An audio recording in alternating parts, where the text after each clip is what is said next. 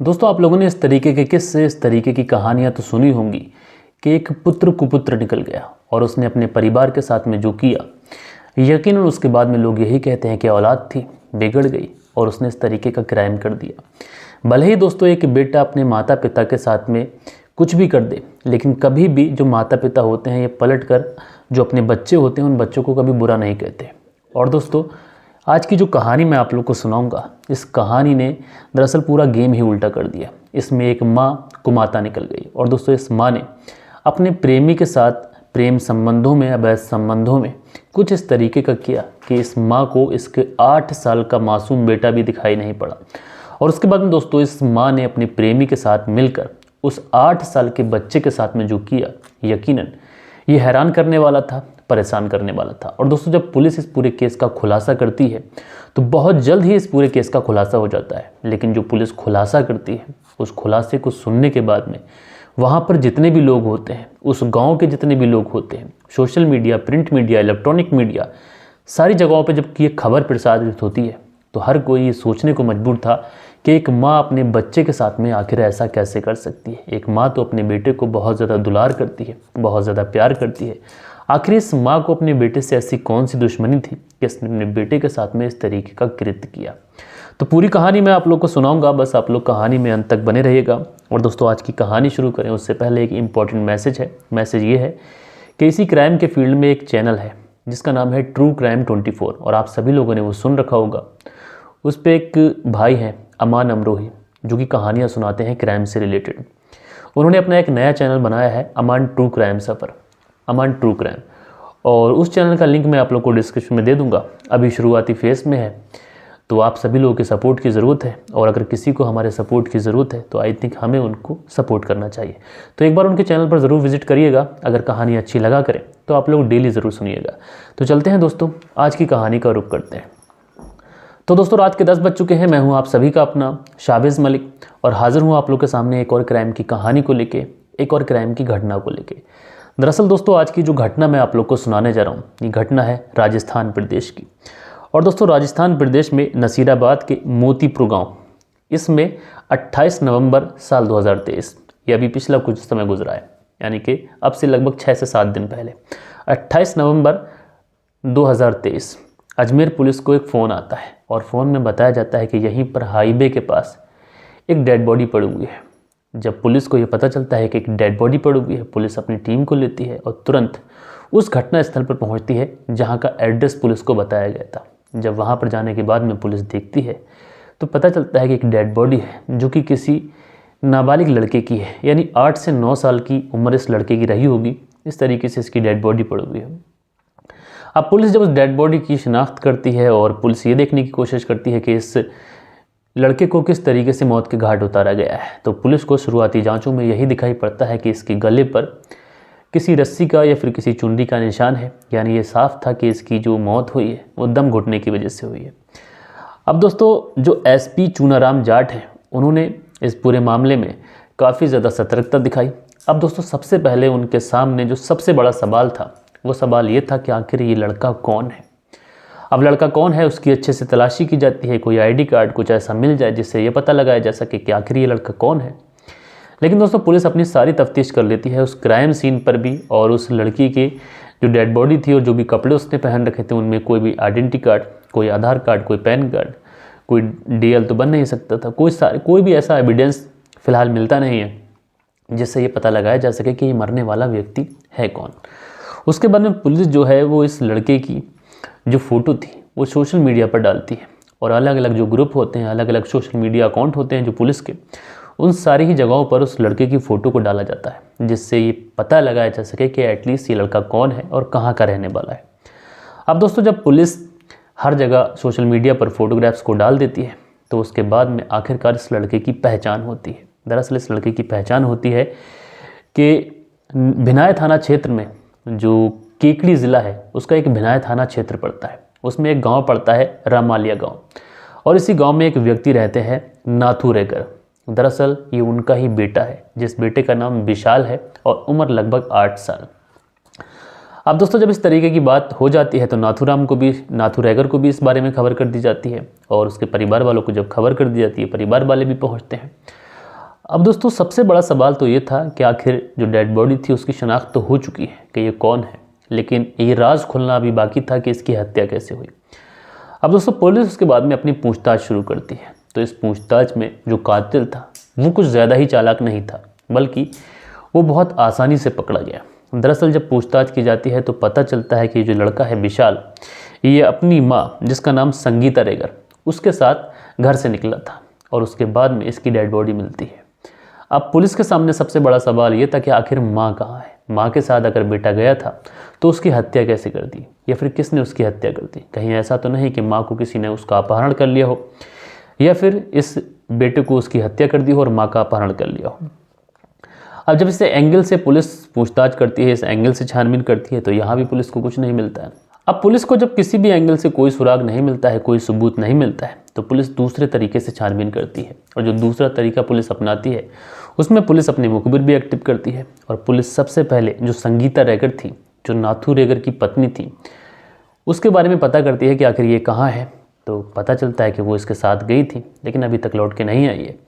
तो पहले तो पुलिस को यही लगा था कि हो सकता है कि किसी ने उसका अपहरण किया हो और लड़के की हत्या कर दी हो।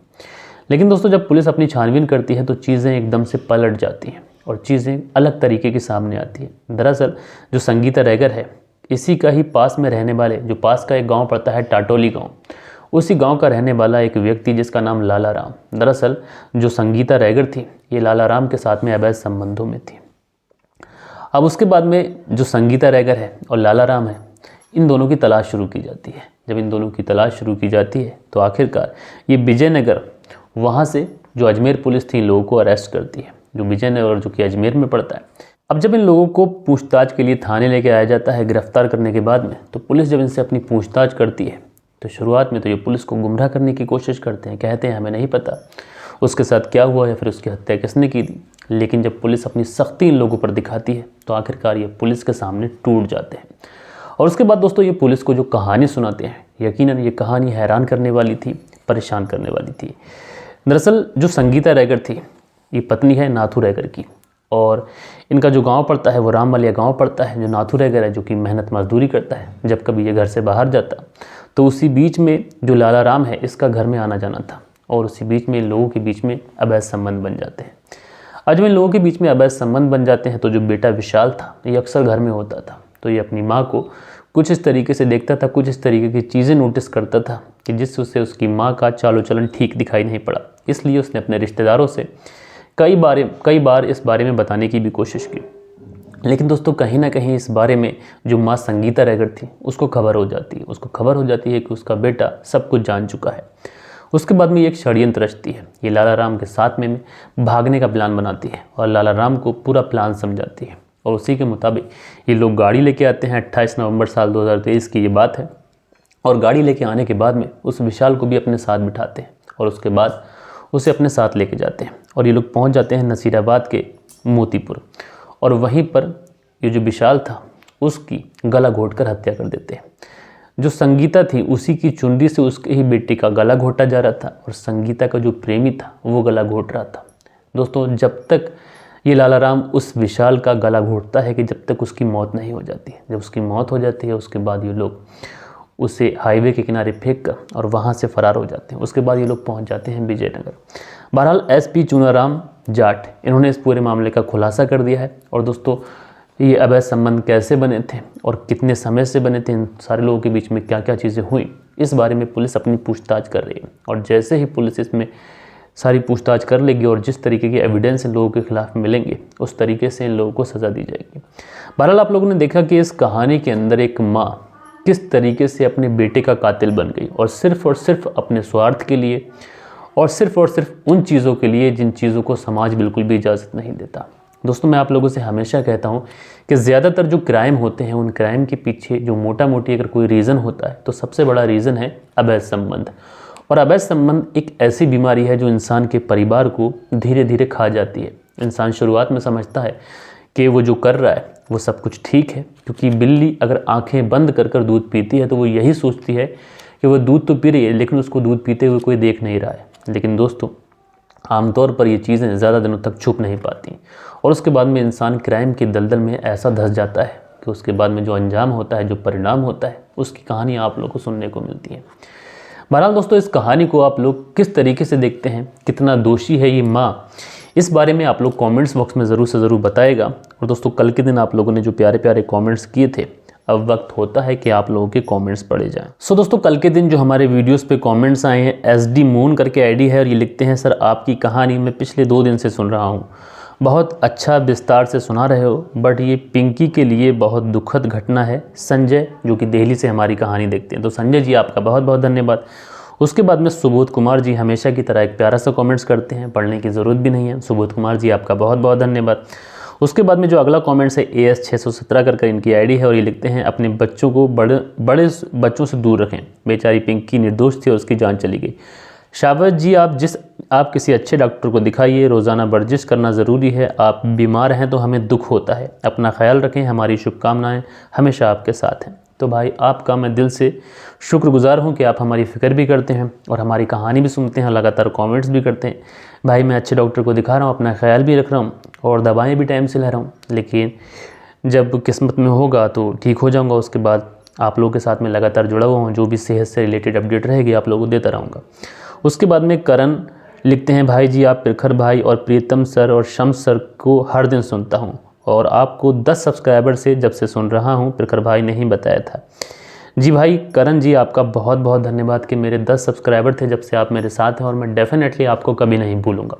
और मैं शुक्रिया अदा करना चाहूँगा प्रखर सर का कि जिन्होंने मेरे चैनल को मेरी ऑडियंस तक पहुँचाया, क्योंकि मेरा पहला चैनल डिलीट हुआ था, आप सभी लोगों को पता है।